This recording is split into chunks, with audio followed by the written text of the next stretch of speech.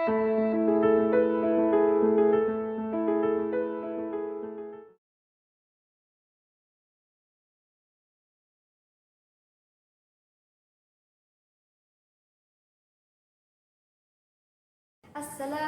warahmatullahi wabarakatuh.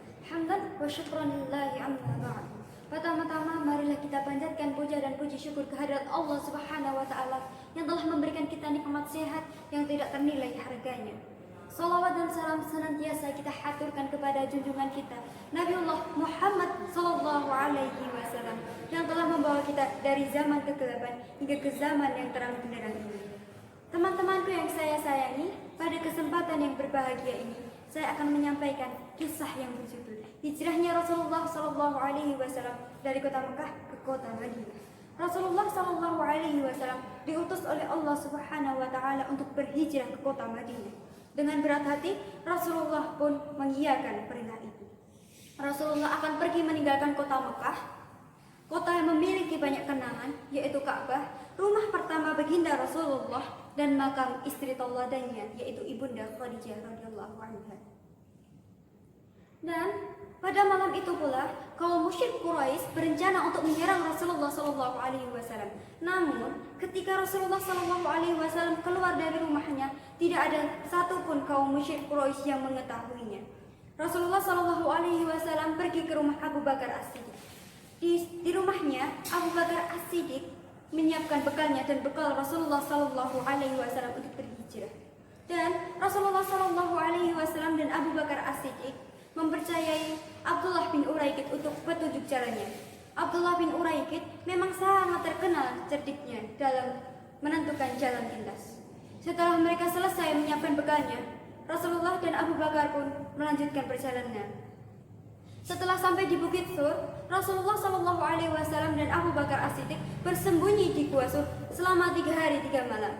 Setelah itu, Abdullah bin Uraikid pun kembali ke Mekah. Dan ketika Abdullah bin Uraikid kembali ke Mekah, rombongan kaum musyrik Quraisy mencari Rasulullah Shallallahu Alaihi Wasallam.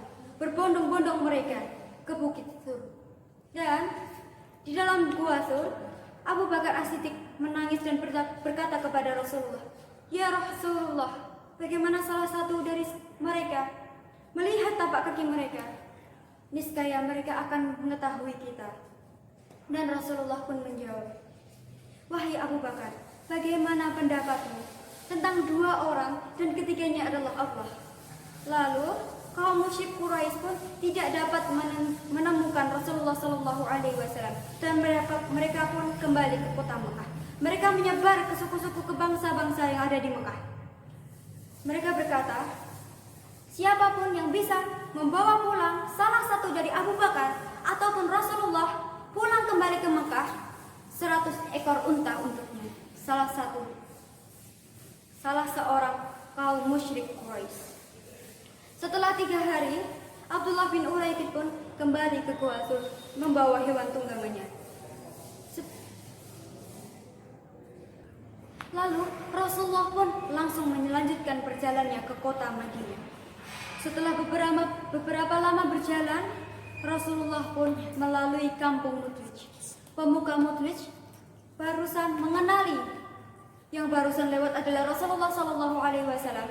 Lalu Suraqah bin Malik pun mengejar dengan kuda pacunya. Dia mengejar dengan kerasnya. Siapa yang khawatir? Abu Bakar As-Siddiq. Abu Bakar As-Siddiq sangat khawatir dengan keselamatan Rasulullah. Seringkali Abu Bakar As-Siddiq menengok ke belakang dan berkata kepada Rasulullah, "Ya Rasulullah, di belakang ada musuhmu yang ingin membunuhmu." Lalu Rasulullah mengepalkan tangannya, berdoa kepada Allah, berdoa untuk peringatan Suraqah. Lalu apa yang terjadi kepada Suraqah? Kaki depan kuda Suraqah terjebak ke tanah dan bangkit lagi, terjebak ke tanah lagi, dan bangkit lagi, terjebak ke tanah lagi. Dan Suraqah pun menyerah dan berkata, "Aku tahu ini semua atas doa kalian berdua. Maka berdoalah kalian untukku dan akan aku sembunyikan kabar kalian untuk umatmu." Lalu Suraqah pun meminta surat jaminan kepada Rasulullah Sallallahu Alaihi Wasallam dan kembali kepada kaumnya. Dan ketika bertemu kaumnya, Suraqah bin Malik pun mengatakan, "Sudah, cukup sampai di sini." Rasulullah pun dengan hati yang tenang melanjutkan perjalanannya menuju ke kota Madinah. Setelah itu, Rasulullah Shallallahu Alaihi Wasallam melewati kamp Ummu Ma'bad. Ummu Ma'bad pun melihat tanda-tanda kenabian Rasulullah Shallallahu Alaihi Wasallam dengan kambing yang di musim paceklik mengalir banyak susunya, dan Rasulullah pun melanjutkan perjalanannya ke kota Madinah. Di kota Madinah, tanpa Rasulullah sadari, kaumnya menyambutnya dengan meriah. Dan di kota Madinah pula, Rasulullah Shallallahu Alaihi Wasallam berdakwah dengan terang-terangan dan bisa menaklukkan kota Mekah. Lalu, pelajaran apa yang bisa kita petik di hijrahnya Rasulullah Shallallahu Alaihi Wasallam ini? Kita sebagai umat penerus Rasulullah Shallallahu Alaihi Wasallam harus memaknai hijrah Rasulullah ini dengan sikap dan karya. Bukan hanya berdiam, merenung, tanpa mengevaluasi raport hidup kita yang merah. Hijrah bukan apa yang identik, apa yang kau pakai, apa yang kau makan, atau berkata-kata di depan mimbar. Namun hijrah dimulai dari ketetapan hati yang matang dan mengakui kesalahan dan berbenah pelan-pelan. Semoga yang hijrah kali ini tidak berhenti di tengah-tengah. Semua yang diawali dengan bismillah tidak akan pernah mundur di tengah-tengah. Stay positif, stay husnuzan, Allah always with you.